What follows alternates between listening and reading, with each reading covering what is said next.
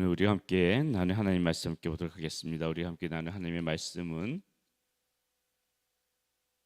사도행전 4장 13절에서부터 22절까지 말씀 가지고 같이 나누겠습니다.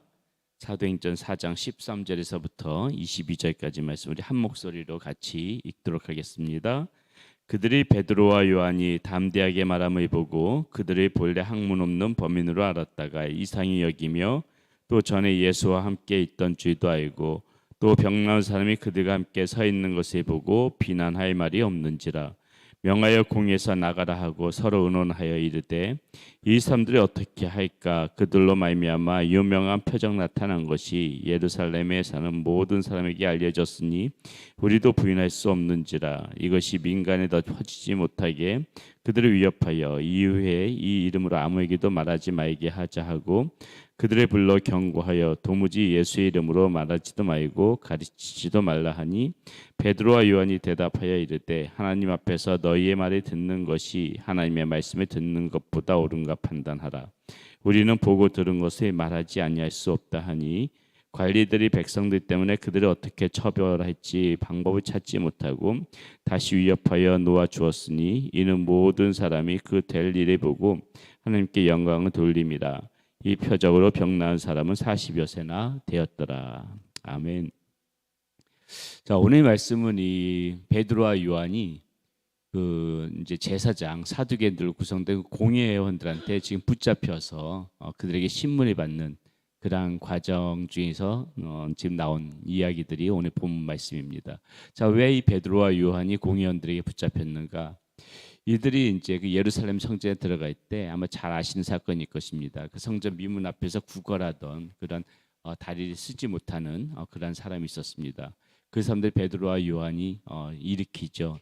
근데 우리가 너에게 줄 것은 금도 없고 은도 없지만은 주 예수 그리스도의 이름으로 명하노니 일어나 걸으라 했을 적에 그 안전뱅이가 일어나서 걷는 사건이 일어났죠. 자, 이것에 보고 이제 많은 사람들이 놀라고 있으니까는 이제 베드로와 요한이 솔로몬 행각에서 그 사람들에게 복음을 전하는 내용이 그 앞장에서 3장에서 나오고요. 그리고 난 다음에 사람들이 그 베드로와 요한의 말을 듣고 많은 사람들이 예수님 앞에 돌아오니까는 이제 이 공회원들 긴장을 해가지고 베드로와 요한을 붙잡은 것입니다. 붙잡아서 이제 아무 말도 하지 말라고 이렇게 지금 위협도 하고 그런 말씀이 오늘 가운데 나오지요. 자, 그 공회원들이 베드로와 요한을 잡았을 적에 베드로와 요한이 그 오늘 우리가 읽은 말씀 전에 4장 그 앞에 부분에 보게 되면 11절에 이런 말을 합니다.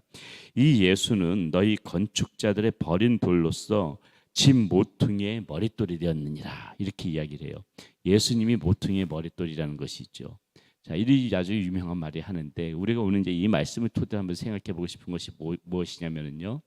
자, 분명히 맞습니다. 예수님은 우리의 주축도 모퉁이돌이 무엇이에요? 가장 중요한 주축돌이라고 할 수 있죠. 그러면은 예수님이 모퉁이돌이면은 우리는 무엇인가? 예수님께서 모퉁이돌이라면은 예수님께서 이미 기반에 다 다져놓으셨다면 우리는 이제 어떻게 해야 돼요? 예수님의 모퉁이돌 삼아가지고 이제 우리는 세워가야 된단 말이죠. 빌딩들을 이 집들 세워나가는 역할들을 우리가 해야 된다는 것입니다. 그래서 오늘 말씀 가운데 예수님이 모퉁이돌이라면 우리는 그렇다면 어떻게 세워나갈 수가 있는가? 어떻게 집을 세워나가야 되는가? 그걸 한번 오늘 우리가 이 베드로와 요한의 말씀을 통하여서 한번 말하는 것을 통하여서 그걸 한번 생각해 보기를 원합니다. 예수님이 모퉁이돌이라면은 우리는 어떻게 세워나갈 수 있나? 첫 번째 우리는 우리의 삶에서 은혜의 표적들이 반드시 나타나져야만이 이렇게 예수님의 모퉁이돌 삼아서 건물들을 세워나갈 수가 있어야 되는 것입니다. 우리가 은혜의 표적, 우리 삶에서 은혜의 표적들이 나타나야 된다는 것이에요. 자, 16절 말씀 보세요. 16절 말씀에 이렇게 이야기하고 있죠. 이 이제 공회원들이 이야기하는 것입니다. 고민하는 것이에요. 베드로와 요한을 보고 이 사람들이 어떻게 할까? 그들로 말미암아 유명한 표적이 나타난 것이 예루살렘 보는 사람들에게 알려졌으니 이렇게 이야기하고 있어요. 이 공회원들이 보니까는 베드로와 요한이 보니까는 안진뱅이도 일으키고 유명한 표적들 이런 표적들이 이제 예루살렘 사람들에게 다 나타났다는 것이에요. 자, 우리가 베드로와 요한처럼 그런 큰 기적들을 일으키지 못하더라도 우리도 이러한 표적들이 나타날 수 있다는 것이죠. 그리스도인다운 표적, 은혜의 표적도 우리 삶 가운데서 나타나야 된다는 것입니다. 예를 들어서 우리가 정말 그리스도인다운 그런 선행의 모습을 보인다든지 아니면 어떤 정직한 모습을 보인다든지, 아니면 우리의 어떤 그 모습들이 가서 다른 사람들과 같지 않게 저 사람한테 가면 참 따뜻함이 느껴진다, 저 사람하고 이렇게 이야기를 하고 있으면 마음이 부드러워진다, 이런 어떤 온유한 마음들, 그런 온유한 성품들이 가진다든지, 뭔가 세상 사람들하고 다른 예수 그리스도를 믿는 사람다운 그러한 은혜의 모습들 우리의 삶 가운데 있어야 된다는 것이죠. 참 저 사람 옆에 가면 참 사랑이 많이 느껴져. 그래서 난 저 사람하고 있는 것이 좋아. 이랬을 적에 그것이 오늘날 우리가 살아가는 은혜 표적 아니겠습니까? 그렇죠? 이런 은혜 표적이 있을 적에 어떤 현상들이 나타나냐면요. 보세요. 16절 말씀 계속 보세요. 이 사람들 어떻게 할까? 그들로 말미암아 유명한 표적이 나타난 것이 예루살렘에 사는 모든 사람에게 알려졌으니 우리도 부인할 수 없는지라. 이렇게 말해요. 우리도 부인할 수 없는지라. 여러분, 은혜의 표적이 우리의 삶 가운데 나타나면은요, 사람들이 예수 그리스도를 부인할 수가 없는 것이에요. 예수 그리스도를. 왜 세상 사람들이 오늘날 자꾸 그리스도에 대해서 이렇게 조롱하고 그리스도인들에 대해서 자꾸 그렇게 비난하고 그러는가? 가만히 생각해 보세요. 가만히 생각해. 왜 그런 현상들이 나타나요?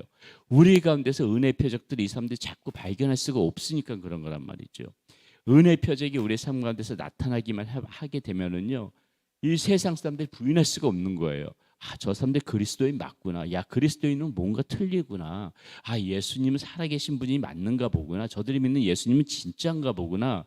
부인할 수가 없는 거예요. 예수님도 부인할 수가 없는 것이고 우리 그리스도인도 부인할 수가 없는 것이에요. 그렇기 때문에 우리가 살아가면서 반드시 우리 그리스도인들이 해야 되는 거, 우리의 삶 가운데 은혜 표적을 나타나는 것이 이렇게 예수님의 모퉁이 돌로 삼은 사람들이 살아가는 방법이다. 그렇게 예수님의 모퉁이 돌로 삼아서 건물을 세워가는 역할을 하는 것이다. 우리가 오늘 말씀 가운데서 그 점을 반드시 생각을 해야 될 것입니다. 또 두 번째, 우리가 어떻게 이렇게 예수님의 모퉁이 돌로 삼았다면 어떻게 세워나가야 되는가? 두 번째, 말씀의 씨앗을 반드시 뿌리는 사람들이 되어져야 된다는 것이에요. 말씀의 씨앗을 뿌리는 사람. 자, 보세요. 사탄이 제일 싫어하는 게 무엇이냐면은 말씀이 뿌려지는 것이 싫어한단 말이에요. 사탄은 어떻게든지 간에 우리 그리스도인들이 말씀을 뿌리는 것에 경계해요. 그것을 막으려고 해요. 말씀이 뿌려지는 것이 사탄이 제일 무서워하는 것이에요. 자, 그래서 어떻게 할 수 있는가? 이 사람들도 보세요. 지금 17절 18절 말씀 보세요. 이것이 민간에 덮어지지 못하게 그들을 위협하여 이후에는 이 이름으로 아무에게도 말하지 말게 하자 하고. 자, 이 이름으로, 누구의 이름이에요? 누구의 이름으로 말하지 못하게 하자?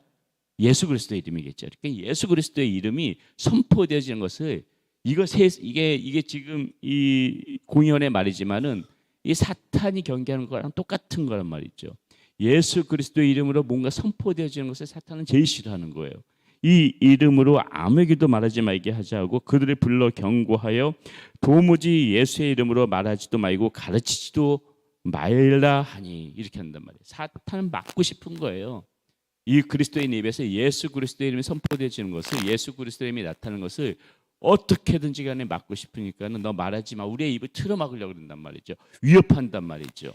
너 절대 말하면 안 돼. 너 절대 말하면 안 돼. 이런 식으로 위협하는 것이 사탄의 역할인데, 그러나 우리가 거기에 굴복할 수 있나요? 자, 베드로와 요한이 하는 말 보세요. 19절 20절 말씀 이렇게 말합니다. 베드로와 요한이 대답하여 이르되 하나님 앞에서 너희의 말을 듣는 것이 하나님의 말씀을 듣는 것보다 옳은가 판단하라, 이렇게 이야기하죠. 그러면서 우리는 보고 들은 것을 말하지 아니할 수 없다 하니, 우리는 이미 보고 들었다. 보고 들은 것을 우리가 어떻게 말하지 않을 수 있는가? 지금 너희들을 위협하는 것이 너희의 말을 듣는 것이 내가 하나님 말 듣는 것보다 그것보다 중요하겠느냐? 여러분, 이것이 우리의 자세가 되어야 된다 그랬죠. 세상은 우리에게 예수 그리스도 이름으로 말하지 말라고 자꾸 위협하고 그것을 막으려고 하지만은, 우리 오늘 이 베드로와 요한의 말을 항상 생각해야 돼요. 너희의 말을 듣는 것이 내가 하나님의 말을 듣는 것보다 옳은가 판단하라. 우리는 보고 들은 것을 절대로 말하지 않을 수가 없다. 이 마음이 우리 가운데 항상 가지고 세상 가운데서 살아가야 된다는 것이죠. 누가 뭐래도, 누가 우리의 입을 틀어막으려고 하더라도 우리는 항상 누구의 이름을 선포해야 된다. 예수 그리스도의 이름을 선포해야 된다. 이것이 중요한 거예요. 이것이 하나님 보기에 옳은 것이고, 우리가 보고 우리가 듣고 우리가 배운 것이 있다면은 마땅히 우리는 선포하면서 살아가는 거, 예수 그리스도의 이름을 말하면서 살아가는 거, 이것이 예수 그리스도를 모퉁이 돌로 삼은 사람들이 같이 이제 건물을 세워가는 그런 역할을 하는 저와 여러분들이 해야 될 일들이라는 것이죠. 오늘 이 말씀 가운데서 우리가 두 가지 봤죠. 우리 그리스도인들에게 무엇이 나타나야 된다? 은혜의 표적이 항상 나타나야 된다. 그리고 우리는 보고 들은 바 이 말씀을 항상 선포하면서 살아가는 그러한 사람들이 되어야 된다. 오늘 말씀 가운데서 놓치지 말고 또 하루 그렇게 살아가는 여러분들이 되시기를 바라겠습니다. 기도하겠습니다.